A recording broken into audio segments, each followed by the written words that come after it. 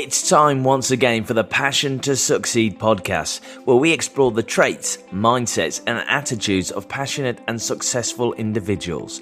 This show is for anyone who wants to make a difference, make more money, learn from the greatest minds, and discover how to be more successful in all you do and doing it with a pure passion to succeed. Here's your host, serial entrepreneur, successful author, and the world's most passionate master coach, Craig White.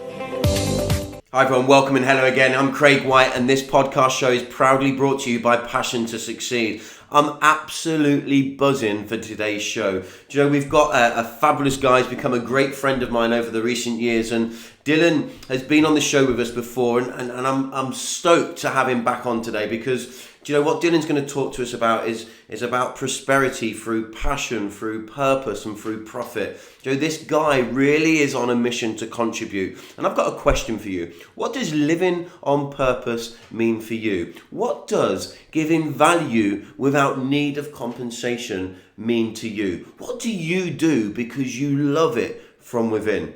Look guys, this guy, Dillon, has become, and I believe, one of the most rounded people I know. He's an expert and professional personal development speaker. He's a full-time Forex trader, property investor, and a guy who is on a mission to create a community of high performers. What inspires me most is the work Dillon has done in Rwanda, where he is on a mission to invest £10 million over the next 10 years to fund young, innovative businesses. Do you know what? He's already started on that mission, and I find that really, really inspirational. So Dillon, welcome to today's show. It's absolutely great to have you on board. Do you know what? I want to get straight into the show. What I want to talk about is, and I believe you very much have the blueprint for success. You know, you've contributed over the last few years. You've created a 7-figure business. And for a minute, I just want to talk about you. What has enabled you to make all the difference? What has enabled you to start to achieve some of the success that you deserve, maybe you crave? What were the changes you make? And I'm aware that success isn't all about money, but what's enabled you to consistently make money? I always had a gut instinct that actually what allowed me to make money consistently was everything else that I'd got right in my life. So I'd optimized my life, you know, my mental, physical, spiritual, emotional pathways. I had started really leading from the heart, really coming from a place of service. And I had just gotten a grip, a real control over my money mechanics. And all of that together then meant I could pick up any system. I could look at a property system and make money from that. I could jump onto the markets and make money from that. I could get into digital marketing and make money from that. I could speak on stage and make money from that. And it's not that I was a genius at the techniques. It was just that I had the right state management and the right infrastructures and systems and blueprints in my life, which meant that the widget, the system itself, it really didn't matter. There weren't any confidence issues. There wasn't any fear other than the natural anxiety about learning a new system. There was an addiction to education and learning new things. And there was an optimized life into which that could be slotted in. And that's really where the whole Prosper model for limitless living came out of. And it says, look, most people will start with making money. And the thought process goes, if I make enough money to pay my bills, then I can figure out what I really love doing and do that because my bills have been dealt with. And once I'm doing what I love, then I can be happy. Yeah. But we've flipped that on its head and said, actually, what we've found through, you know, over a decade of my own application and over 2,500 students in the last 3 years, but as part of the Prosper trials and previous to that in the kind of the make money trading the markets business, I found that actually the people who focus on the front end, so let's get life in order first. Let's really simplify, systemize, and scale life. So the mental pathway, the physical pathway, the spiritual pathway, those 3 pathways I call kind of vital energy. If you've got your mental pathway in check and you're taking on new information, you're conscious of what new information and new messages you're taking in. You are applying the learning from kind of getting things wrong. So you actually get the opportunity to turn bad judgment calls into good judgment calls by leveraging the experience that comes from them. If you move more, so you focus on your physical strength, you focus on your physical endurance, you focus on your physical flexibility, and then you add on to that a level of spiritual connectiveness. So you just decode the world around you in a way that's conducive to success. That's kind of vital energy. And the supplement to that is your emotional pathway. So how do you live the laws of love?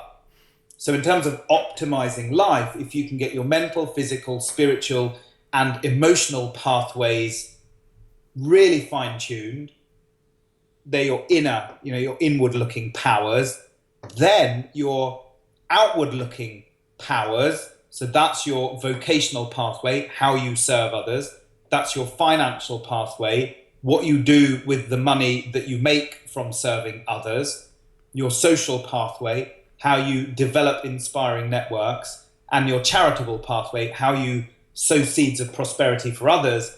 If you get your inward-looking pathways right, then your outward-looking pathways, they just sort themselves out. Yes, there's work to do. Yes, there's systems and blueprints to put in place to get them to work, but they're much easier. I think a lot of people focus on the outer powers, the outer pathways, before they focus on the inner powers and the inner pathways. Totally. I mean, one of the things I've noticed with yourself, buddy, is since obviously we met at the gym, and for those of you that have listened to our previous podcast show, we met at the gym, and I think connected through that almost kindred affiliation. I think we were talking about Dr. Wayne Dyer at the time, and then I think we just got into a really great conversation. You've become, a great friend of mine over the years, which is great, and an inspiration in many ways. Just listening to you now, it's getting me thinking, me focusing on how to change, how to grow, how to become more in order to give more. And, I guess how we change is how we succeed. But one of the things that I've always noticed, being in the same environment as yourself, often when we kind of bump into each other at the gym, is you have this like childlike wonder of kind of happiness and contribution to everybody. In the gym, you're always friendly, you're always warm, you're always positive, but you also have this childlike wonder to listen and to grow. And I guess what you're saying is by getting your inside right is what's enabled you to contribute more on the outside. So how do people kind of go down that route? What would you try to guide people to really start to get their insides right? What's the key things that you've done, you've maybe done in the past that you're reconnecting with? I know we were talking about tracking earlier, off the call with regards to your swimming. So I guess there's lots of points of focus there really, and blueprints to get the inside right. There really is. And first of all, I'm just totally humbled and honoured by that. To be an inspiration to anybody is remarkable, let alone to people that, I've known for years and years. And, like you say, we've just had this beautiful relationship ever since we were talking about diet and the power of intention and some of his other work. So totally humbled and honoured by that kind of description of our relationship, and I'm absolutely with you there. And I think that the other thing that I smiled at when you said is this childlike wonderment, and I call it kind of an inquisitiveness, a curiosity, a desire to actually find out more. And do you know where that comes from?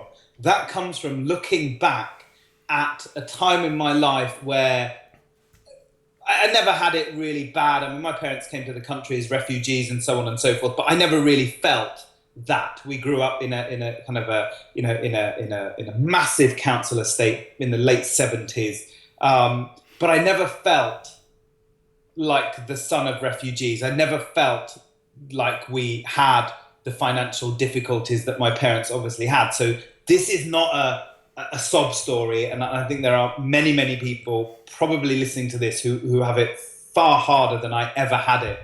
But I still managed to waste my time at school. Now, I got good grades, and I got my GCSEs, and I got my A-levels. I did fail my first year at uni, but I still managed to come out with a 2-1 at the end of it. A lot of that was just being really petrified by having to go home to my mum and dad and tell them I failed. So there was a fear factor there, definitely. But I look back at that time and see a young boy who constantly and consistently lived life for his friends and more than that, approval from the people around him.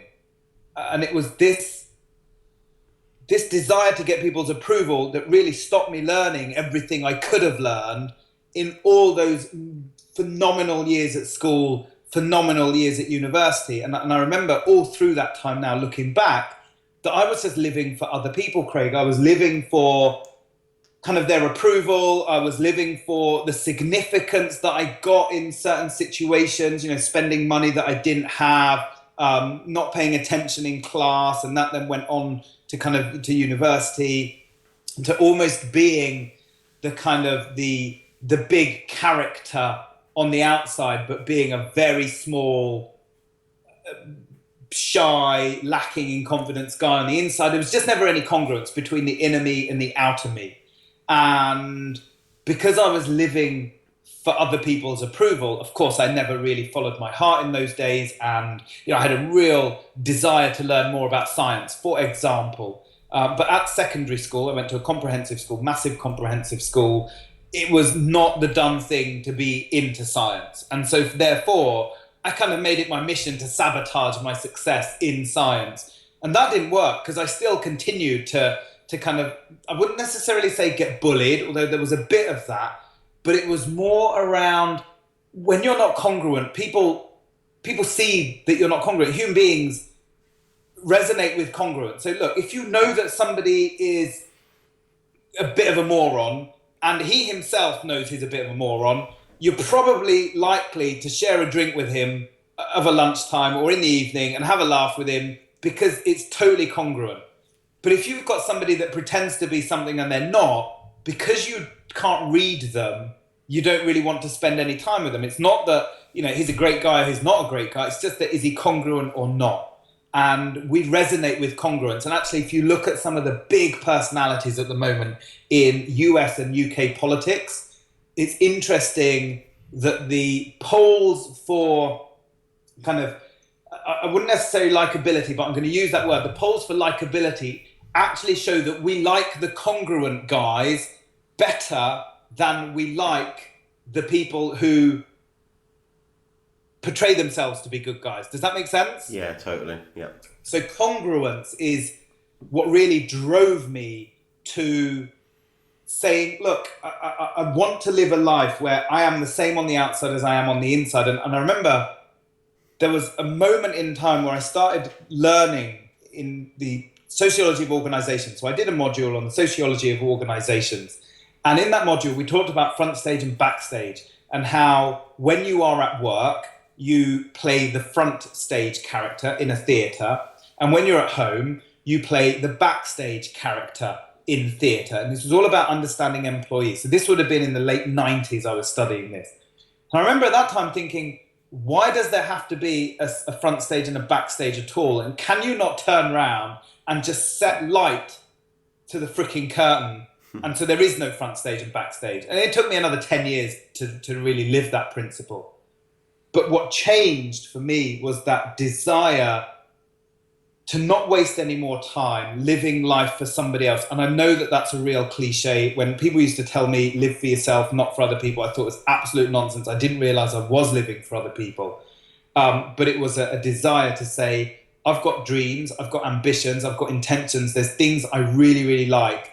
I'm looking back at the last 10 years, feeling like they were slightly wasteful years. And I think as people who are spiritually connected and we've studied personal development material, I think we now look back at those years and see them very much as learning years, and that's fine. But at the time I didn't. I was at rock bottom, spiritually, financially, emotionally, physically, totally destroyed. I tried to make money in jobs and on the markets and as a consultant.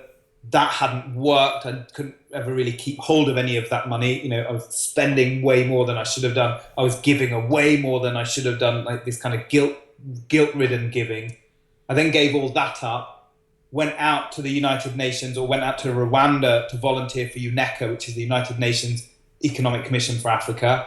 And I volunteered my consulting services there, ended up giving every last penny away there, getting into more debt just to kind of support individuals who I think needed more money than me. Anyway, none of that worked because I came back totally penniless, had to hitch a ride, funnily enough, from Kigali back to Nairobi, which is a trek and a half, because all I had left was my plane ticket. And I was at that stage too proud to call my dad, who had left. We'd left on beautiful terms. I love my parents to pieces, but he did tell me, Dillon, you can't help the poor by being poor. I'm not telling you what to do, but just bear that in mind. So I was too proud to call him and say, Dad, you were right. Can you pay for my journey back home? I can't afford the internal flight. So I hitched a lift on one of the container lorries of a coffee plantation that I'd been helping out there. And I just said, look, I need to get to Kenya. I need to get on a flight back to London. I've got my return ticket from Nairobi airport, but I haven't got any money at all to fly from Kigali to Nairobi. And it was just that trip alone was fascinating. And, we saw container lorries that had been looted, on the back roads, on their side. And it was a pretty, I guess, a daunting trip, but a trip where I really got the opportunity to think about what I was doing. Wow. And why I was doing it. And who was I doing it for? And I didn't have any of the tools and the systems and the blueprints then. But something said, you've got to stop living for other people. You've got to stop living for significance and excitement and start living for giving and growing in parallel with each other. Giving and growing, they have this symbiotic relationship. You can't do one without the other. And you have to start living love and be love. And I wasn't that articulate with myself, obviously. Being as low as I was, that level of articulation just wasn't in my capacity then. I was beating myself up and, proclaiming how much time I'd wasted and so on and so forth. But I was definitely having a word with myself. Mate, sounds like one hell of an adventure and an eye-opener, I guess. So what's at the heart of your success now? I mean, obviously, fast forward into today, you've created a lot of, top value products that have obviously been distributed into the market that, people have gained much from. I mean, I was speaking to a lady at the gym recently and, I could just see in her whole mannerisms, her body language, even in her eyes, because the eyes never lie. And I know she's, focused on one of your courses at the moment and enjoying it, and it's uplifting her, and it's almost her time of herself, like that hour of power she's given herself every day. An hour of power with Dillon, eh? So what is at the heart of your success now? Where we are today, and I know, in the past we've kind of, discussed sort of prosperity through passion, purpose, and profit. I mean, where are you now? What's your focus and how? Not necessarily how people can connect with you, because we'll talk about that later, but how can we influence people to, I guess, delve into what's important to them and unleash, that passion that I guess they have inside? So Penny is a great example of why I do what I do, and also a great example of what anybody can do to kind of really turn their life around. So Penny's completing the Overwhelm to Overdrive program. It's one of our flagship audio programs. It's one of the audio programs that I am just blown away by. I just would never have thought even I had the capacity to create a program that has touched so many lives in such a deep way. And so in that sense, and it's such a cliche to say I live for the service, but I truly, truly do live for the service and the difference that our products make to people's lives. And when you see Penny and every single session she completes, it's like another breakthrough, another aha moment, another distinction on life. And she in her heart feels lighter. In her eyes, she's sparkling again. It's like she's found this kind of passion for life again. not that she'd lost, but that she maybe hadn't connected with for a while. And so that's why I do what I do. And that's at the very heart of everything I do. When I sit down to kind of maybe map out another quarter in our business or another decade in the business, and now we've just put together a 100-year plan for the business, what is the impact of the Prosper School for Limitless Living in 100 years? How is this, what we're doing today, going to be the ripple in 100 years' time? So whenever I sit down to create those plans, it's about saying, okay, how do we want to impact people's lives? How can I change an individual's life, and by doing so, have them be the ripple in the pond of their life? So in having Penny go through overwhelm to overdrive, how is she now the ripple in the pond for her family? And how are they going to be the ripples in the pond for their friends and family? And, that's as true in, we've got 3 streams of development, if you like, 3 laboratories of experimentation. One is kind of where we engineer consciousness. The other is where we engineer enterprise. And the third is where we engineer wealth. And when I create products in any of those kind of schools, if you like, in those laboratories, we're always thinking, how do we impact lives by what we're doing, not just today, but tomorrow and the next day and the next decade and so on. So that's at the very heart. I truly believe that service is the new selling. I don't think we need to sell anything. And we haven't built this 7-figure education business in less than 3 years by selling. We've built it through servicing. And I use the royal we.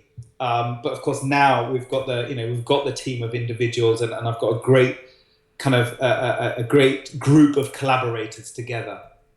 It's all come through service. So where does that even come from? How do you go from a place where you're absolutely distraught and you've got no money? I was £100,000 worth of debt, couldn't even afford to catch my flight back home.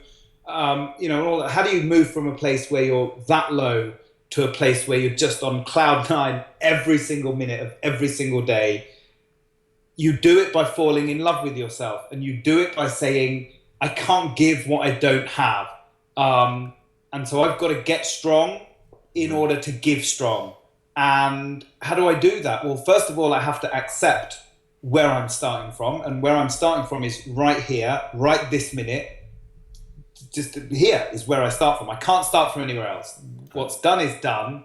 And what's yet to be done is yet to be done. So I'm here in the present moment. My journey is a reflection of the decisions that I've made so far, and they're neither good nor bad. So I'm not going to view those decisions with any sense of judgment, but I am going to view them with a sense of asking myself the simple question, did they work for me or not?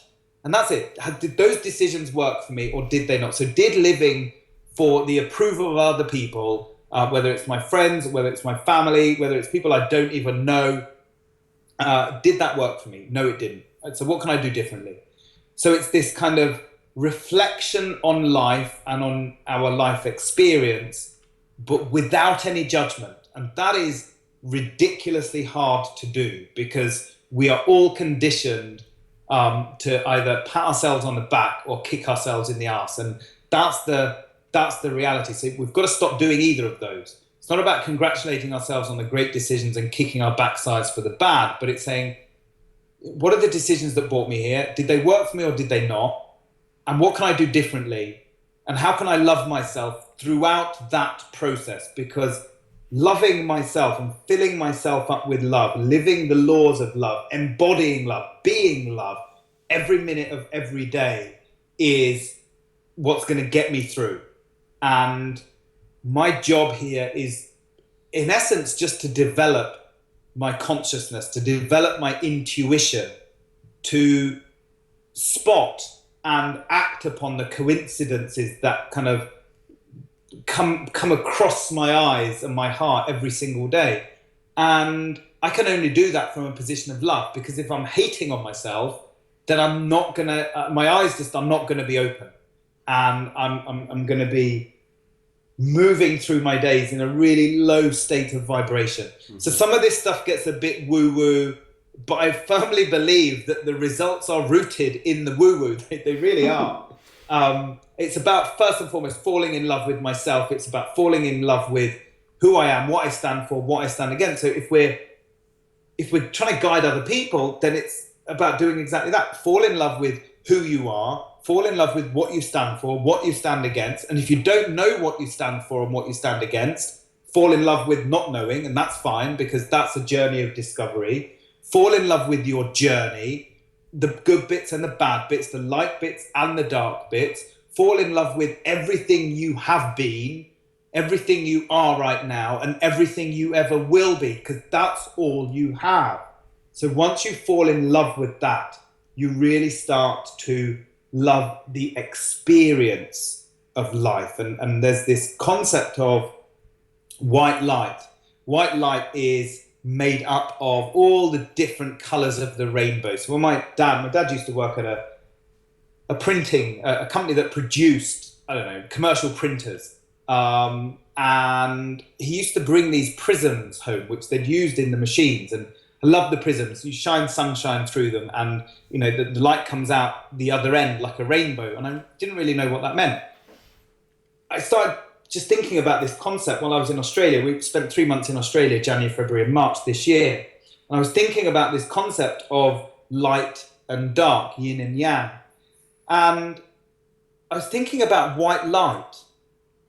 And if you want to shine a bright white light, then what we have to do is to embrace all the colors of the rainbow. Now, we might not like all the colors of the rainbow, i.e. the different experiences in life, but we just have to love them all and experience them for the learning that they give us, love them for the learning that they give us. And you can only do that, again, from a place that says, I love everything about me right now. There's nothing I do not like about me, because that's me and that's all I have.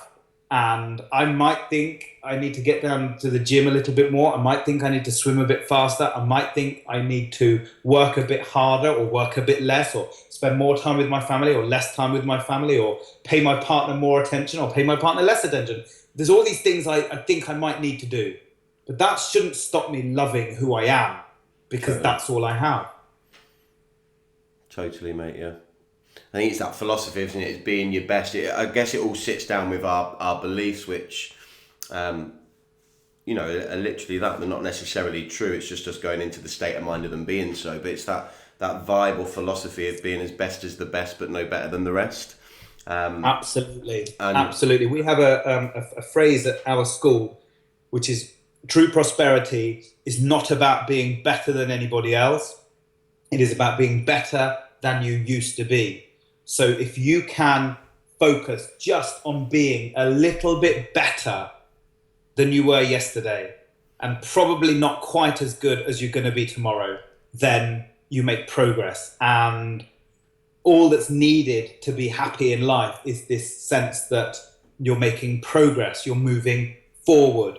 And if you have that, and if you feel that, then you never really look back and think you wasted time, because you have this sense that you're making progress. True prosperity is not about being better than anybody else. It is about being better than you used to be. So quite often you might compare yourself to somebody else on the outside, but it's not about comparing yourself to somebody on the outside. It's about saying, where am I right now? Or who am I right now? And who could I be on steroids? So what is the better version of me? What does that look like? And how do I get there? And that way you become totally consumed in your own journey of development and expansion. And then it stops being about the outside world, and it just is about you and your journey. I'm here today. I want to get to there tomorrow. And I'm going to try my hardest to get there. I'm going to work my hardest to get there. I'm going to be and do everything I need to be to get there. But actually, I'm not really that bothered about getting there at all. I just want to embrace the experience of moving towards there. And it's this balance between setting goals and detaching from the outcome. It's this, the balance between the be and the do is very, very important in this. Totally. And that really does, that rests upon your ability to stop comparing yourself to other people, to stop criticizing your performance in the context of what you think you should have done or what other people think you should have done. And to stop kind of complaining about the world around you. They're the three deadly C's, criticism, comparison, and complaint. And if you can get rid of those from your life, that's a great start to falling in love with yourself, or falling back in love with yourself. Well, I just love like the shared philosophies and the way you word things, because for me, and talking to the thousands of people that I do, and the many that I coach, it's about, as you said, removing the need for an outcome. It's about enjoying the process, because one of the things I've learned over my years of personal development, from yourself and many other people, it is about enjoying the journey. It's about loving what you do, doing it with passion, doing it to your very best ability. And as you've said, that may not be as great as you may be tomorrow, but doing it with the best tools that you've got today. And at the end of each day, regardless of the outcome, if people can remove that need for results, that need for compensation, if they can give the value, give the passion, give the activity, and enjoy doing so. And I love what you're talking here about how, to impact people's lives, because I think if, as a world, as a nation, as a community of people, if people could learn and live by that one philosophy of making a positive impact on people's lives, doing something, that, I guess, that value of contribution, that need that we have to make a difference. And I think everybody has that. They probably just don't realize, or they've not had somebody believe them, or their social conditioning or their environment hasn't enabled them to believe in themselves. And this is why we do what we do, because if we can connect with people that have never had this environment, I think, in a way, both yourself and me were lucky to have the parents that we had. Strong parents, believed in us, maybe the trials and tribulations that they may have had in the early years, but having that strong environment around us, some people don't have that, Dillon. And I guess this is why we do what we do, to impact people. And your vision of the ripple effect has just blown me away today, because I've always believed in that, but your vision of 100 years ripple effect. And sometimes I think actually a gesture of goodwill has a ripple effect. Even going out of the way just to hold the door open for somebody is at the base of, I guess, having the right attitude to make a difference to people. And if more people started to even start small, and over time they grew their contribution, the ripple effect, just by making somebody smile, is going to have an impact on them making somebody else smile that day. And I just love, I guess sometimes people don't realise how big an impact we could have with actually a relatively small contribution. It's insane. I love it. I absolutely agree. And so I guess that has to then come from a place where you feel that you are valued enough to contribute to the lives of other people. And you're quite right that this desire to contribute, this desire to collaborate rather than to compete, is within everybody. It is what the human civilization is really founded upon and was built by. So if you look at some of the ancient civilizations 15,000 years ago in Göbekli, Turkey, when they unearthed these ruins, these ancient, more than ancient ruins, they found no evidence of walls, they found no evidence of mass graves, and they found no evidence of weaponry, which says to me that that was a place without war and scarcity. It says that that was a place that they didn't need to be protected by weaponry. It was a place wasn't any mass killing. So what was it then? It was a place of collaboration. It was a place of community. It was a place of caring. It was a place of giving and growing together. And it's only really when you look at what we consider ancient history to be. So at school, we considered ancient history to be 5,000 years ago, and it was the ancient Egyptians. And of course, there is many stories of war and infighting and killing and taking on leadership and so on and so forth in the Egyptian stories.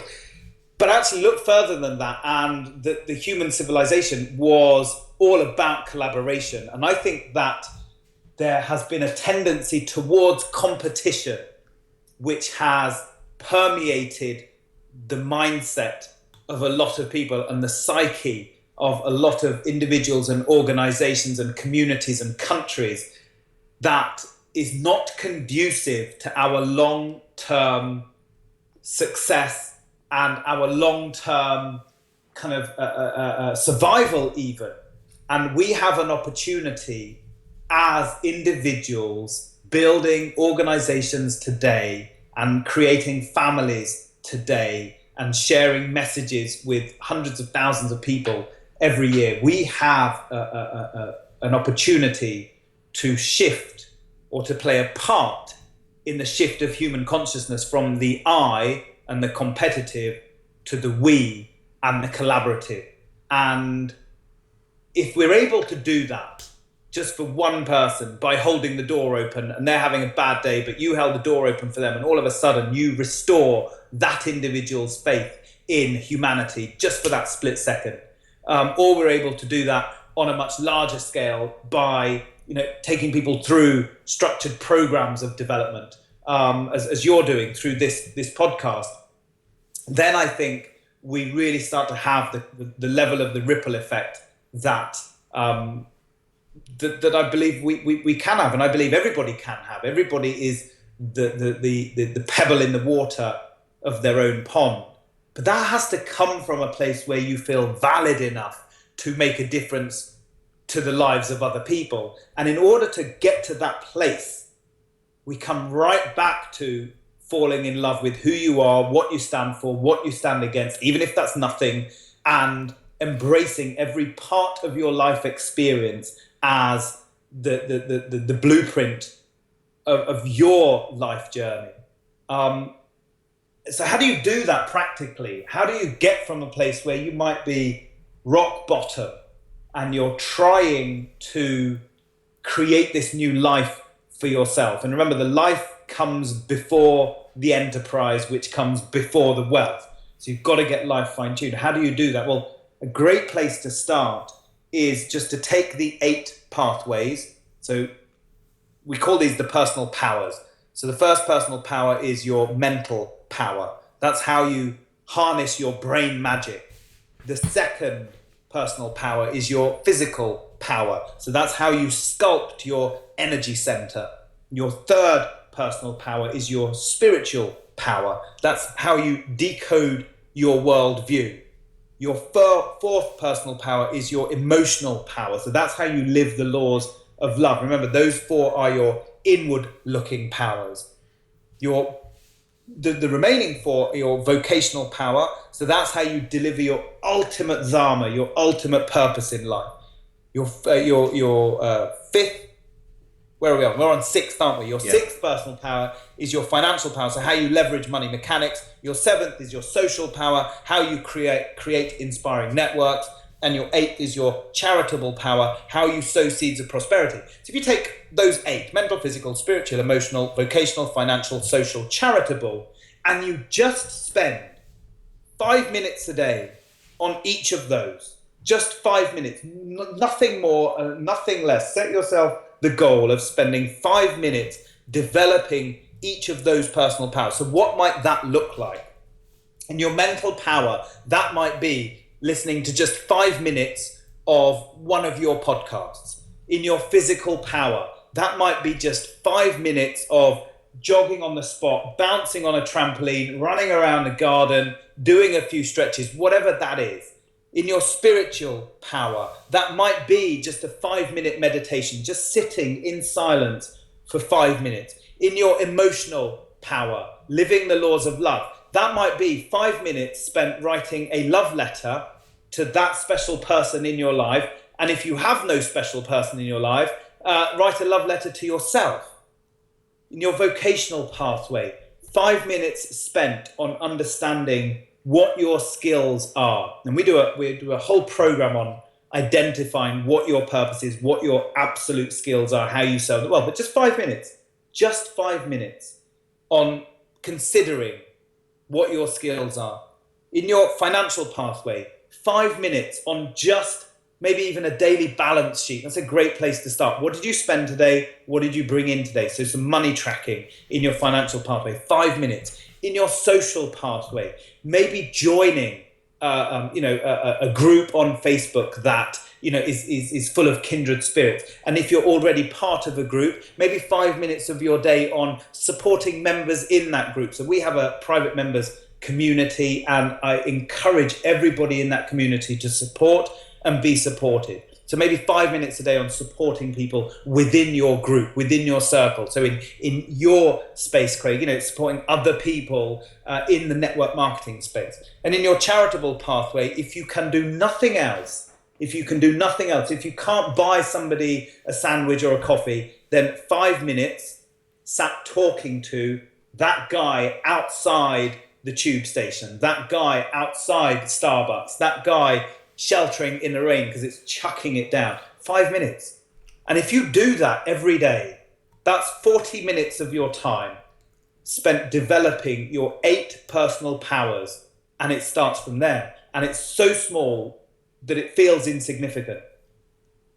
But what's easy to do is also easy not to do. And so it has to be a conscious effort, a conscious drive. 5 minutes a day spent on each of your 5 pathways. It's 40 minutes. It's less than an hour. You can have it done before your family's even awake. It is that kind of task. And it starts from there. And you get addicted then, because then it turns into 6 minutes of a podcast. Then it turns into 6 minutes of bouncing on a trampoline, 6 minutes of meditation, 6 minutes on a love letter, 6 minutes considering what your skills are, etc., etc., etc. Does that make sense? Does that help to get a little more practical? I think so, and I think for people to associate with that and literally look at the 8 powers, both inward and outward, that you're discussing, I think that makes perfect sense to people, and everybody can make the choice to give some time to themselves. And I think we've discussed in the past, one of the biggest things is people spend too much time, like you've said, trying to please other people rather than actually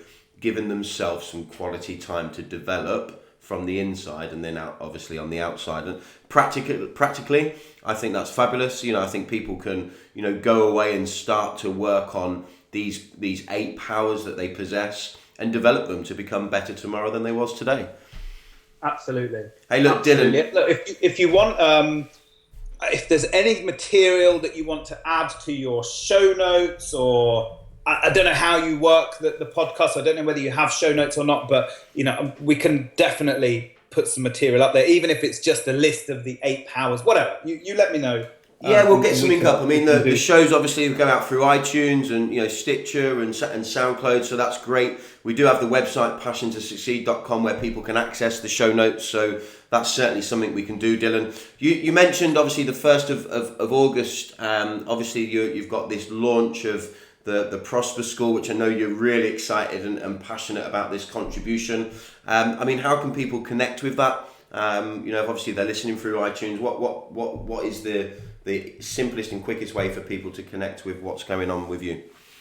Oh, if I can do a shameless plug, that's fabulous, Craig. Thank you. Yeah, so we're launching on the 1st of August. It is www.prosper, prosper.school, SCHOOL. So that's www.prosper.school. It is the Prosper School of Limitless Living. And yeah, I'm super excited about this massive launch that we're doing. We've got a brilliant team behind it and great content being pumped out, and a great opportunity for people to engineer limitless life, limitless enterprise, and limitless wealth, and do it from a place where you are right now. So it doesn't matter where you are, but you've got an entry point to the different areas of the school. So we work with people that have already got 6, 7, and nearly an 8-figure business. But we also work with people who are right at the beginning of their journey. So people who are even struggling to breathe, even struggling to kind of stay afloat. We've got entry points at that level as well. So yeah, www.prosper.school. Oh, mate, that's fantastic. I'm stoked myself, buzzing to obviously get connected with that on the 1st of August, and really appreciative for your time today. I know you're a busy guy, and I'm sure the listeners on Passion to Succeed have enjoyed listening to you again, my friend.